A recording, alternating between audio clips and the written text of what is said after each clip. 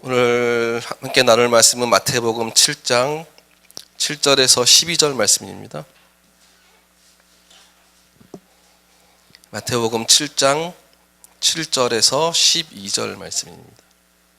같이 교독하겠습니다. 제가 먼저 읽겠습니다. 구하라 그리하면 너희에게 주실 것이요 찾으라 그리하면 찾아낼 것이요 문을 두드리라 그리하면 너희에게 열릴 것이니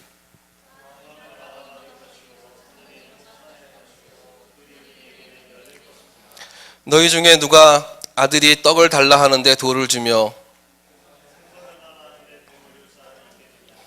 너희가 악할지라도 좋은 것으로 자식에게 줄 줄 알거든 하물며 하늘에 계신 너희 아버지께서 구하는 자에게 좋은 것으로 주지 않겠느냐. 그러므로 무엇이든지 남에게 대접을 받고자 하는 대로 너희도 남을 대접하라. 이것이 율법이요 선지자니라. 아멘. 아마 여기 계신 분들 중에 대부분 소셜 네트워크 다 하시죠? 안 하시는 분도 있네요. 저는 한 50대 이상 되는 분들 외에는 다 하실 것 같았는데 20대에도 안 하는 분이 저기 있습니다. 요즘 젊은이들 사이에서는 인스타그램을 주로 하시죠. 인스타 하시나요? 또 뭐 트위터도 트위터라는 이 이름 자체가 생소한 분들이 혹시 계시는지 모르겠는데 물론 트위터나 요즘 뭐 인스타에 비해서 파급력은 좀 제한이 되지만 페이스북의 패친이라는 그 친화력은 어쩌면 트위터나 인스타의 그 위상을 넘어가는 것, 그 위에 그 위상을 점하고 있는 것 같습니다. 특별히 페이스북의 기능 중에 좋아요라는 기능이 있는데 예전에는 그냥 좋아요만 눌렀는데 요즘은 여러 가지가 이렇게 있더라고요. 그래서 우리 페이스북 친구들이 게시하는 글이나 링크하는 사진, 음악 등에 이렇게 좋아요 눌러줘서 호의를 표하는 방식입니다.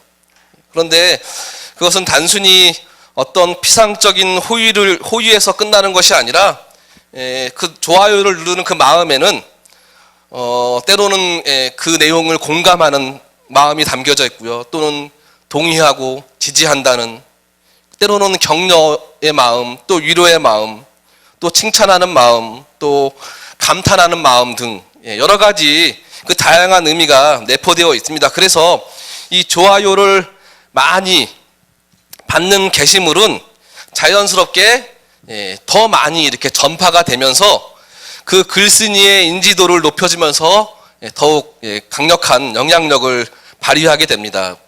그런데 이 좋아요를 누르는 사람들의 성향이 참 재미있습니다. 어떤 사람은 가급적이면 모든 패친이 올리는 글에 가급적이면 전부 다 좋아요를 눌러줍니다. 정도 많고 관대하고 뭐 일종의 관리하는 거죠. 반면 자신의 패친의 게시물을 보고 좋아요를 거의 눌러주지 않는 인색한 경우도 있습니다. 제 경우 같은데요. 보는지 안 보는지 알 수 없이 다른 사람들의 글만 읽는 소위 눈팅족. 제가 그 눈팅족에 예전에는 안 그래도 지금은 그렇습니다. 그리고 이른바 유명 인사들도 남들이 눌러주는 그 좋아요, 그 좋아요로 자신의 인기를 즐기지만 모든 페이스북 패친들의 좋아요나 댓글에 응대하지는 않습니다. 뭐 바쁘기도 하겠고 뭐 그렇겠죠. 또 다른 소극적인 페이스북 사용자들은 소수의 절친한 패친에게만 그 게시물의 영향가랑 상관없이 습관적으로 좋아요를 누르기도 합니다. 자신의 존재와 일상을 적극적으로 드러내기를 꺼려하고 그 안에는 자기 방어적인 기질이 포함되어 있는 거죠. 그런 형태로 이제 그 자기 방어 기질이 드러나는 것이겠죠. 되시는 대로 자기 사생활을 드러내지 않습니다. 그리고 나머지 대다수의 사람들은 적당한 범위 안에서 자기만의 방식으로 좋아요를 눌러주면서 페이스북의 친구 관계를 상호적으로 관리하는 그런 부류라고 할 수 있을 것입니다. 그런데 그런 부류 중에서 제가 주목하는 경우는 저 같은 경우는 한 5, 6년 전까지는 아주 많이 했거든요. 글도 자주 올리고 적극적으로 활동을 했는데 지금은 거의 안 합니다. 그런데 가끔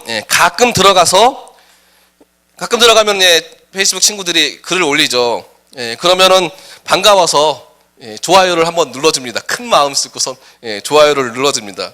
그러면은 바로 즉각적으로 반응이 오는데 제가 최근에 올리는 게시물이 없으니까 과거에 몇 년 전에 올렸던 사진이나 글을 찾아서 거기에 좋아요를 꼭 눌러주더라고요. 제가 좋아요 누르니까 반사적으로 그렇게 반응을 합니다. 이런 경우는 사실은 너무 기계적이죠. 네가 나한테 보냈으니까 나도 좋아요 찍어준다. 이런 뜻이 담겨져 있겠죠. 그동안 네가 내 페이스북 친구였는데 나한테 내 게시물에 관심도 없고 좋아요도 안 누르고 좀 나도 그래서 시큰둥해진 상태에서 나도 너에게 반응을 보이지 않았는데 지금 그쪽에서 호의적인 반응을 보였으니 나도 그거에 대한 답례 차원으로 좋아요를 대등하게 상호, 어쩌면 너무나 기계적이죠. 뭐 그런 의미라고 할 수 있을 것 같습니다.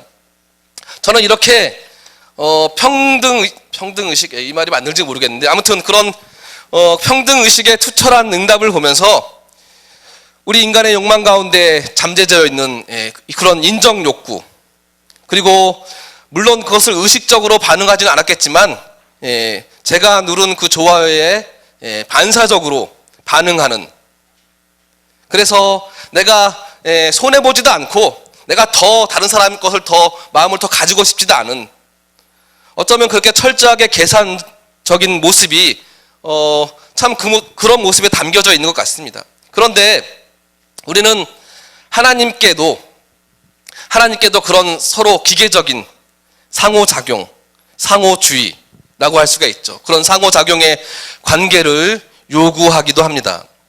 내가 이렇게 했으니 하나님도 거기에 이렇게 반응해야 되는 것이죠.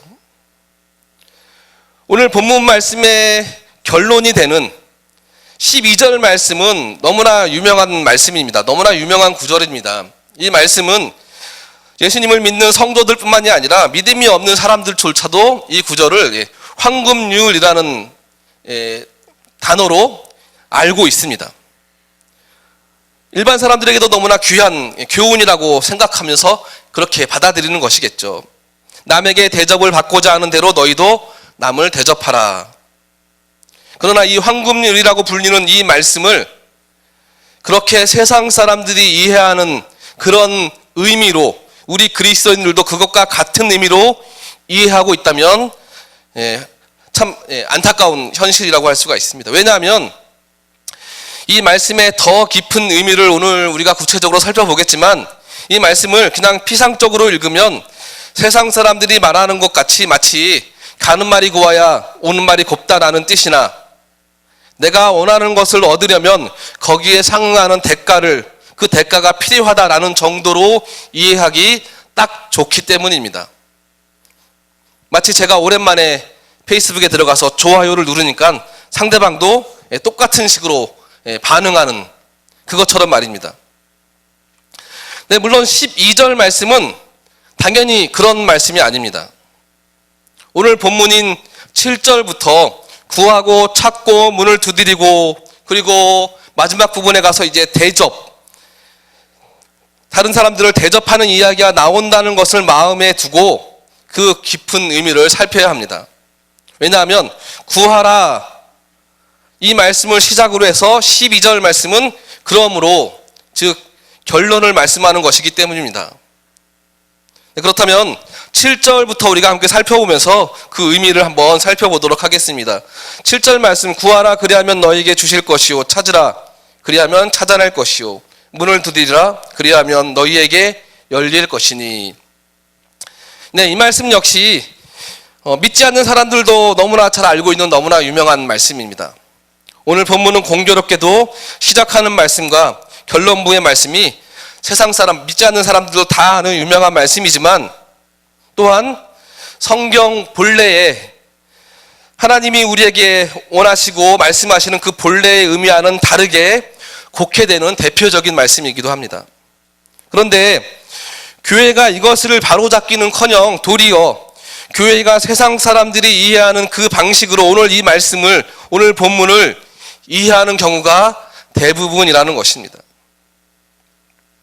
그래서 이 말씀은 시중에 범담하는 어떤 미국식 성공학, 번영주의 그런 서적이나 자기개발서, 그런 가르침을 대변하는 것으로 인식되고 있습니다. 구하라, 찾으라, 두드리라, 그리하면 너희가 얻을 것이고, 이 말씀은 열심히 노력하라는 그런 좋은 격언 정도로 인식이 됩니다.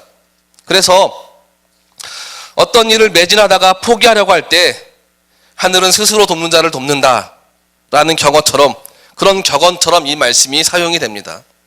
그래, 내 편에서 정말 열심히 하기만 하면 반드시 길이 열릴 거야. 포기하지 말고 계속 구하고 찾고 두드리자. 믿지 않는 사람들은 이 말씀을 이렇게 인용하면서 스스로를 격려합니다. 아니요, 비단 믿지 않는 사람들의 반응만 이렇겠습니까? 물론 우리의 기도의 내용을 보면, 예수 그리스도를 믿는 우리의 기도의 내용을 보면 그 원인을 우리는 알 수가 있습니다. 우리의 기도를 보면, 물론 혹시 기도 노트 작성하시는 분이 있나요? 자신의 기도를 이렇게 노트에 기록하는 분들도 있을지 모르겠지만, 만약 우리의 그 기도 제목들을 노트에 기록한다면 우리가 구하는 것들은 어쩌면 내가 원하는 소원 목록들로 채워지지 않겠습니까? 이러한 현실이다 보니까 앞에가 이런 적용이 무리가 아닌 것이죠. 찾으라. 그럼 찾으라는 말씀은 무엇을 뜻하는 것일까요? 자기가 간구해야 할 것이 무엇인지 모르는 상태에서 구체적으로 목표를 정하고 구체적으로 그 뜻을 구하는 것 정도로 이해하기 쉽습니다. 여러분 그렇지 않습니까? 문을 두드리라 라는 말씀 역시 마찬가지입니다. 그 목표를 향해서 집요하게 끝까지 포기하지 않고 하나님께 강청하면 반드시 응답을 받을 것이다. 여러분 그렇게 이해하고 계시지 않습니까? 여러분, 우리 하나님은 집요하게 그리고 일관되게 반복적인 행동이나 실천하는 그 간구의 기도를 묻지도 않고 따지지도 않고 들어주시는 그런 분이신가요? 그렇다면 이 말씀의 핵심을 너무나 잘못 짚은 것입니다. 왜냐하면 만약에 우리가 그렇게 이 말씀을 이해한다면 지금까지 우리가 함께 나눴던 산상수훈의 다른 가르침들을 무시하는 것이고, 우리는 어떤 요구만 가지고 하나님께 나아가게 될 것입니다. 나의 소원만 가지고 하나님께 나아가게 될 것입니다. 그리고 우리의 요구가 허락되지 않으면, 하나님께서 들어주시지 않으면 우리는 낙심하고 절망하게 될 것입니다. 하나님은 우리가 무엇인가를 하면 자동적으로 상호작용으로 그것을 들어주시는 그런 기계적인 분이 아닙니다. 오늘 말씀은 우리가 하나님께 구하는 것이 무엇이든지 하나님께서 들어주시겠다고 보증하시겠다는 그런 약속이기는커녕 그것과는 상상할 수도 없는 크고 놀라운 그런 약속이 담겨진 말씀이기 때문입니다. 만약에 이 말씀이 전적으로 우리의 포기하지 않는 노력, 거기에 초점이 있었다면 예수님께서는 이어지는 말씀에서 아버지의 마음에 대해서 말씀하시지 않고 원리적 어떤 당위성, 그것을 응답받는 그 이유, 그것이 당연한 것이다. 네가 구했으니 어쩌면 그런 것으로 말씀하셨겠죠. 하지만 예수님은 그렇게 말씀하시지 않습니다. 오히려 예수님은 네 편에서, 그러니까 우리 편에서 열심히 구하긴 했지만 결국 그것을 주는 것은 하나님의 아버지와 같은 그 마음, 자녀를 생각하는 그 마음 때문이다를 말씀하고 계십니다. 자녀가 아버지에게 무언가를 구하면 아버지는 그 자녀의 요구를 다 들어줘야 합니까? 그것이 당연한 것인가요? 아니라는 것이죠. 아이가 아버지에게 무언가를 구할 때 좋은 것을 주려는 것은 포기하지 않고 끝까지 끈질기게 그 자녀가 구했으니 거기에 대한 당연한 반응으로 들어주는 것, 그것이 아니라는 것입니다. 그것은 전적으로 아버지이신 그 하나님께서 자녀를 향한 그 자애로운 그 은혜의 사랑의 마음 때문이라는 것입니다. 하나님께서는 바로 이 아버지의 마음으로 구하고 찾고 두드리는 이에게 주시겠다고 예수께서는 바로 그 말씀을 하고 있는 것입니다. 그러면 그렇다면 자녀에게는 요구되는 것이 무엇이겠습니까? 이 사실을 알게 된 자녀는 어떻게 반응하고 행동해야 하겠습니까? 떼를 쓰거나 내가 구하면 하나님이 반드시 주어야 한다고 생각하겠습니까? 그렇지 않겠죠. 우리에게 주어지는 그 모든 것이 그 하나님의 자애로우신 그 하나님의 마음, 아버지의 마음 때문이라는 것을 알게 된 자녀라면 우리를 사랑하시고 우리에게 자비를 베푸시는 그 아버지께 감사와 공경의 마음을 가지는 것이 마땅할 것입니다. 이것이 바로 오늘 이 본문을 통해서 주님께서 가르쳐 주시고 가르쳐 주고 계신 그런 가르침입니다. 저는 예전에 하나님께 참 여러 가지로 구하는 것이 참 많았습니다. 그냥 요즘은 제가 30분 기도하기가 힘든데 그 당시에는 그냥 기도하기 시작하면 1시간 반, 2시간 했던 것 같아요. 구할 게 너무나 많았습니다. 그리고 저는 그것들이 내게 정말 좋은 것들인지 알았습니다. 저는 그것을 또한 하나님도 기뻐하시는 줄 알았습니다. 그래서 열심히 일했고 열심히 봉사했고 열심히 헌금도 했고 열심히 구하며 열심히 기도했습니다. 그러나 돌이켜보면 하나님께서 내가 구했던 것을 허락하지 않으시고 그 길을 막으신 것이 지금은 얼마나 감사한지 모릅니다. 그 당시에는 원망이었고 절망이었고 비참했지만 또 너무나 이해가 안 됐지만 지금은 그것으로 인해서 오히려 감사하고 있습니다. 그렇다면 여러분, 오늘 말씀은 대체 무엇을 구하라고 하시는 것일까요? 또 좋은 것을 주신다고 하는데 그 좋은 것은 과연 무엇일까요? 여기서 중요한 것이 바로 오늘 본문 안에서, 즉 산상수훈의 이 문맥 안에서 이 약속의 말씀이 어떤 뜻으로 사용되었는지를 살펴야 한다는 것입니다. 그렇지 않을 때 우리는 너무나 쉽게 본문을 토막내서 내가 원하는 구절만 꼭 집어서 아무 상황에나 그냥 갖다 붙이게 되는 것이죠. 그래서 뭔가 필요할 때 또는 어려울 때 또는 누군가에게 권면할 때 기도하십시오. 주님께서 구하면 주신다고 하지 않았습니까? 이렇게 너무나 쉽게 말하게 됩니다. 여러분, 오해하지 마십시오. 우리는 모든 일에 대해서 우리의 아버지 하나님께 기도해야 합니다. 하지만 하나님의 말씀을 그 의도와는 다르게 그 상황에 전혀 다른 의도로 갖다 붙이지 말아야 한다는 것입니다. 구하라, 찾으라, 두드리라 라는 이 말씀은 분명히 예수님의 약속의 말씀으로 우리에게 주셨습니다. 그렇다면 여러분, 그동안의 산상수훈의 말씀을 한번 생각해 보십시오. 바로 앞에 어떤 말씀이었죠? 형제를 비판하지 말라. 그의 눈에서 티를 빼려 하기 전에 먼저 네 눈에 있는 들보를 먼저 보아라. 그 말씀과 오늘 구하라, 찾으라, 두드리라, 이 말씀과 무슨 연관이 있는 것일까요? 형제를 비판하지 않는 것에 대한 가르침과 하나님께서 무엇을 구하든지 주실 것이라는 것과 어떤 연관이 있는 것일까요? 그리고 더 앞에 문맥을 한번 생각해 보십시오. 6장 후반부가 무슨 내용이었죠? 염려에 관한 것이었습니다. 하나님께서는 공중에 새도 먹이시고 들풀도 입히시는 분이시므로 무엇을 먹을까, 무엇을 마실까, 무엇을 입을까 염려하지 말라고 말씀하셨습니다. 이 역시 구하라, 찾으라, 두드리라, 이 말씀과 무슨 연관이 대체 있는 것일까요? 그래서 그런 문맥 안에서 오늘 말씀을 생각하려고 마음만 우리가 먹는다면 우리가 구해야 할 것이란 적어도 형제를 비판하지 않는 일이나 염려하지 않는 것과 관련이 있다는 것을 발견하게 될 것입니다. 그리고 더 나아가서 오늘 이 예수님의 가르침이 산상수훈 전체의 가르침의 막바지 부분, 마지막 부분에 다가가고 있다는 것을 생각해 보면 이보다 더 앞에 주님께서 가르쳐 주신 것들, 곧 하나님 나라의 백성의 존재됨, 빛과 소금됨, 그리고 더 나은 의를 소유한 하나님의 자녀로서 그와 관련해서 구하라, 찾으라, 두드리라 라고 말씀하시고 계신 것임을 우리는 알 수 있다는 것입니다.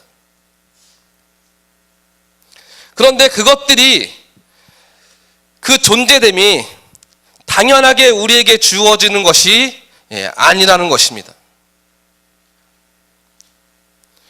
우리는 하나님께서 우리를 사랑하심으로 또 긍휼하심으로 주시는 그것이 무엇이든지 그것을 당연한 것으로, 하나님께 나에게 당연히 주시는 것으로 여길 권리가 우리에게는 그 어떤 것도 없기 때문입니다. 그래서 우리는 구하고 찾고 두드려야 하는 것입니다. 오늘 말씀의 바로 앞부분은 비판하지 말라는 말씀이었습니다. 예수님께서 형제의 눈에 있는 티끌을 뽑아내기 전에 내 눈에 있는 들불을 먼저 빼라고 하십니다. 이 말씀은 네 정체를 먼저 알라는 것입니다. 네 안에 있는 그 더러운 죄성을 먼저 보라는 것입니다. 바로 그것을 자각하는 순간 우리의 교만은 꺾이고 자기 자신은 그럴 자격이 없는 존재임을 보게 됩니다. 그래서 우리가 얼마나 철저히 가망 없고 소망이 없는 존재임을 자각하게 됩니다. 그래서 우리가 필요한 게 무엇이죠? 바로 그 예수 그리스도의 은혜를 필요하게 됩니다. 그리고 그 예수 그리스도의 은혜로 주시는 그 의가 아니고서는 전혀 가망이 없는 존재임을 발견하게 됩니다. 그렇다면 내가 어떻게 해야 하나님 나라의 백성으로 그의 나라와 그의 의를 구하며 더 나은 의를 소유한 자로 내가 어떻게 이 땅에서 원수까지도 사랑할 수 있을까요? 내가 어떻게 우리의 마음을 이 땅에 두는 것이 아니라, 보물을 땅에 쌓아두는 것이 아니라 우리의 마음을 저 하늘에 두고, 우리의 보물을 저 하늘에 두고 살 수 있을까요? 그래서 내가 하나님의 백성으로 하나님의 그 온전하심처럼 내가 어떻게 온전하게 살 수가 있을까요? 그래서 우리는 도움이 필요합니다. 은혜가 필요합니다. 그 은혜를 어떻게 얻을 수 있습니까? 그 해답이 바로 여기 있습니다. 구하라, 그리하면 너희에게 주실 것이요. 찾으라, 그리하면 찾아낼 것이요. 문을 두드리라, 그리하면 너희에게 열릴 것이다. 사랑하는 여러분, 우리가 언제나 갈급함으로, 애통함으로, 가난한 마음으로 만족하지 않고 끈질기게 구해야 할 것이 있습니다. 그것은 우리가 이 땅에서 하나님 나라의 백성으로 온전하게 그 존재됨으로 살게 해달라는 간구입니다. 그럴 때 하나님께서는 그 요청을 반드시 들어주시겠다고 약속하고 계십니다. 여러분, 우리의 신앙생활에서 가장 치명적인 것이 뭔지 아십니까? 우리 신앙생활에서 가장 치명적인 것이 뭐냐면 하나님에 대한 갈망에 대해서, 또 그 은혜에 대해서 지금 현재 만족해 버리는 것입니다. 여러분, 진정으로 하나님의 사람이 되고 싶다면, 진정으로 하나님을 더 알고 싶고 그와 동행하고 싶고 하나님께서 우리에게 주시는 그 풍성한 은혜의 그 복을 정말로 체험하고 싶다면 구하고 찾고 두드리십시오. 그래야 채워질 것입니다. 그렇다고 영원히 채워지지 않습니다. 그 갈급함과 목마름은 계속되어야 합니다. 사도 바울의 고백처럼 뒤에 있는 것들을 버려두고 푯대를 향하여 앞으로 나아가야 합니다. 빌립보서 3장 12절 말씀처럼 바울의 고백입니다. 내가 이미 얻었다 함도 아니요 온전히 이루었다 함도 아니라 오직 내가 그리스도 예수께 잡힌 바 된 그것을 잡으려고 달려가노니. 여러분, 바로 이것입니다. 우리가 쉬지 않고 끈질기게 포기하지 않고 언제까지나 구하고 찾고 문을 두드리는 것. 오늘 말씀에 구하라에 해당되는 원어가 헬라어로 원어가 아이테오라는 단어입니다. 질문하라라는 뜻이 있습니다. 그러니까 일반적인 기도랑 좀 단어의 의미가 좀 틀립니다. 찾으라는 단어에는 탐구하다라는 뜻이 담겨져 있는 것이 그러한 뜻이라는 것이 결코 우연이 아닙니다. 우리는 계속해서 하나님께 매달리고 묻고 그 뜻을 찾아가는 것입니다. 내 삶에 이해되지 않는 부분들 하나님께 묻고 내게 그러한 일들을 허락하신 것을 찾아내는 것입니다. 언제까지요? 하나님이 응답하실 때까지. 그렇다면 여러분, 우리에게는 또 하나의 질문이 있습니다. 좋은 것, 그 좋은 것이 과연 무엇일까요? 우리 11절 말씀을 한번 읽어볼까요? 같이 함께 읽겠습니다. 시작.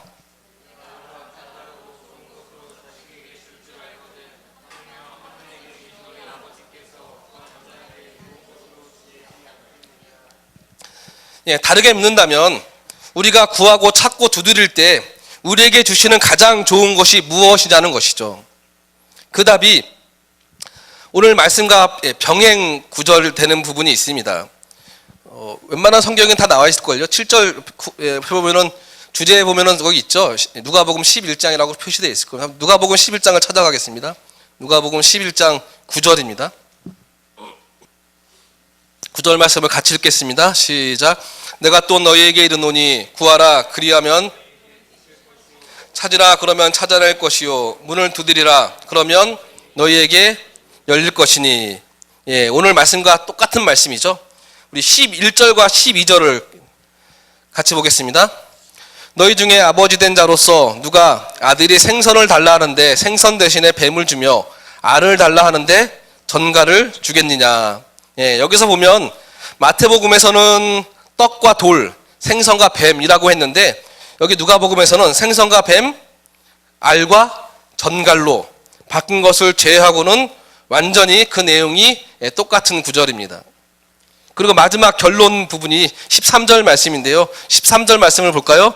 시작. 너희가 악할지라도 좋은 것을 자식에게 줄지 알거든 하물며 너희 하늘 아버지께서 구하는 자에게 성령을 주시지 않겠느냐 하시느니라. 아멘. 문장 구조가 완전히 똑같고 완전히 똑같은 내용입니다. 그런데 여기에 다른 단어 하나가 틀립니다. 이 단어 하나가 바로 우리가 앞에서 마태복음에 구하고 찾고 두드리는 것의 의미가 무엇인지를 말했던 것을 더 밝혀주는 열쇠가 되는 그런 단어입니다. 여러분 찾으셨나요? 어떤 단어죠? 못 찾으셨어요? 마태복음 7장 11절과 누가복음 11장 3절에서 바뀐 단어가 하나 있습니다. 바로 성령이죠. 마태복음에서는 좋은 것이라는 말이 누가복음에서는 성령이라고 바뀌었습니다. 구하는 자에게 좋은 것으로 주시지 않겠느냐. 누가복음은요, 구하는 자에게 성령을 주시지 않겠느냐. 그러므로 마태복음과 누가복음의 이 병행 구조를 비교하면 좋은 것은 곧 무엇입니까? 성령입니다. 그렇다면 이 사실이 의미하는 바가 무엇입니까?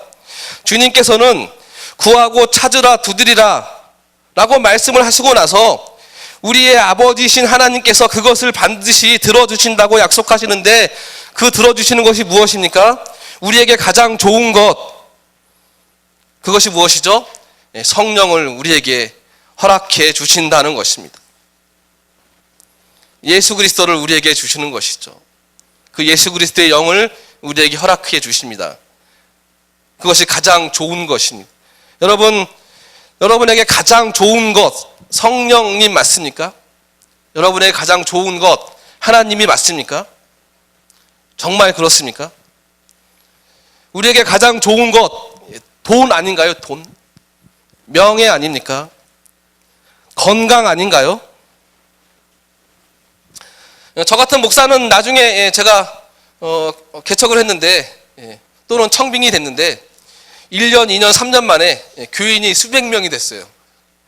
이거 좋은 거 아닌가요? 그랬으면 그런 거 별로 안 좋아하세요? 여러분, 우리에게 가장 좋은 것 정말 성령님, 그러니까 하나님이 맞냐는 것입니다. 내가 그렇게 구하고 간구하던 그게 나에게 가장 중요하다고 생각했던 그것을 주시지 않는 것에 대해서 우리가 감사해야 될 이유가 무엇입니까? 바로 그것이 나에게 돌이 되고 뱀이 되고 전갈이 될 수 있기 때문입니다. 그런데 우리는 어떻게 해요? 그게 가장 좋은 것인지 착각합니다. 그렇다면 이 말씀이 궁극적으로 무슨 의미입니까?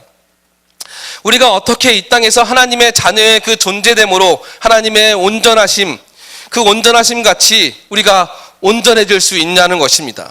하나님께서는 그 질문에 대한 답을 성령이라고 하십니다. 말하자면 우리는 하나님 나라의 백성의 그 존재됨을, 그 온전함을 우리의 힘과 노력으로는 결코 가질 수 없다는 것입니다.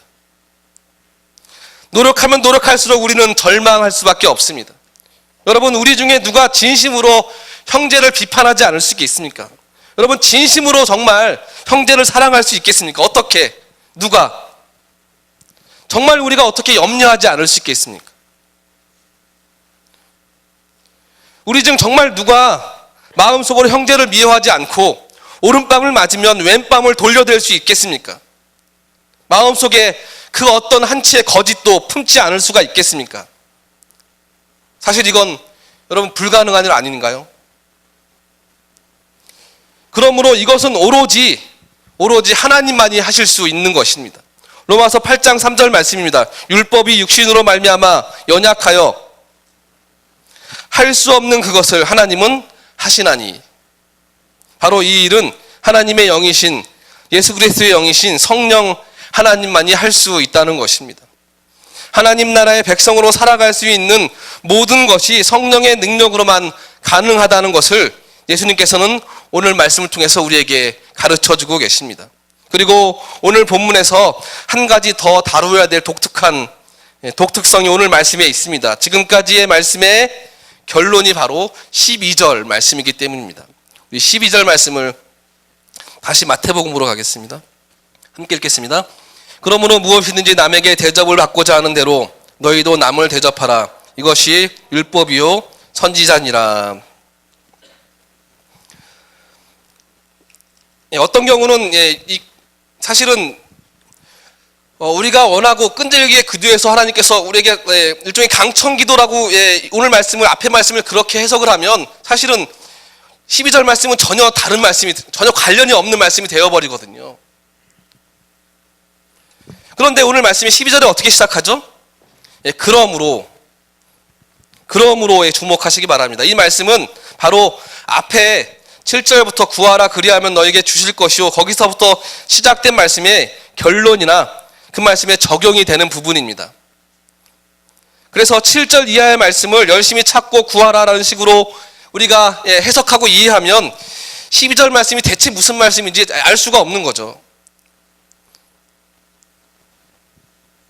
하지만 오늘 우리가 나눈 말씀대로 성경을 이해하면 12절 말씀은 그 앞의 말씀에 너무나 훌륭한 결론적인 적용의 말씀이 됩니다.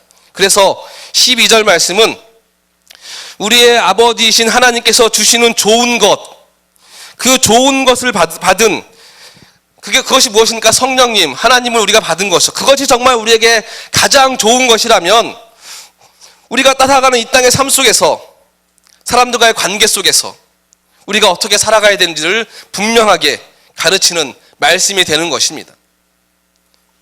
11절까지의 말씀의 내용이 무엇이었습니까?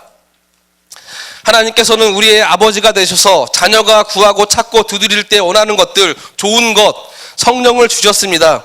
그러면 이제 끝난 것인가요?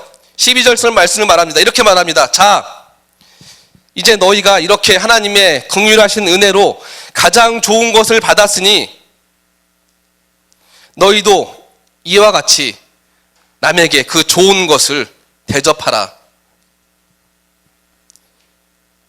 너희도 이와 같이 남을 대접하도록 해라. 12절 말씀의 의미가 바로 이것입니다. 사랑하는 여러분, 우리의 모든 선행과 친절의 근원이 무엇입니까?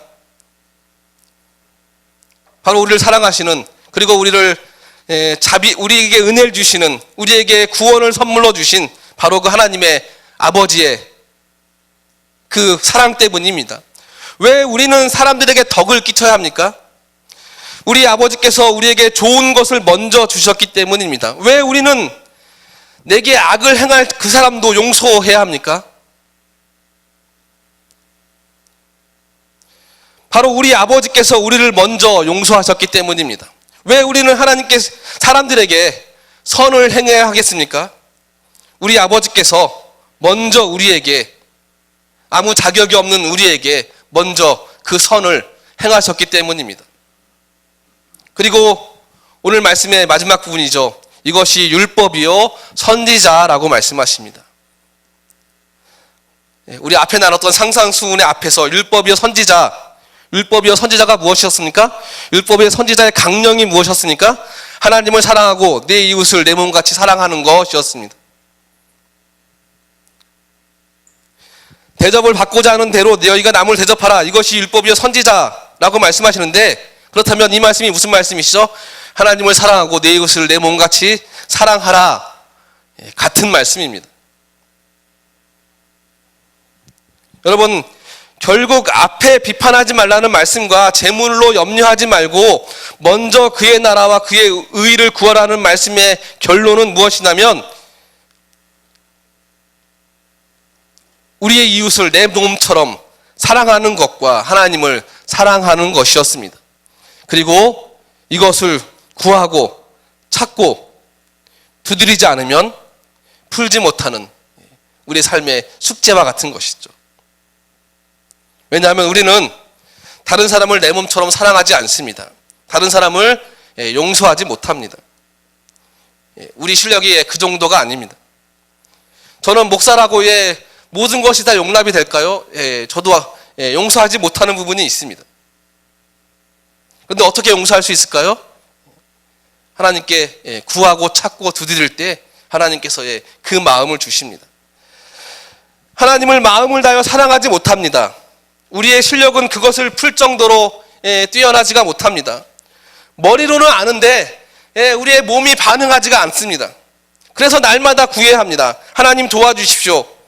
하나님, 제 마음이 변하지 않습니다. 제 뜻대로 되지 않습니다.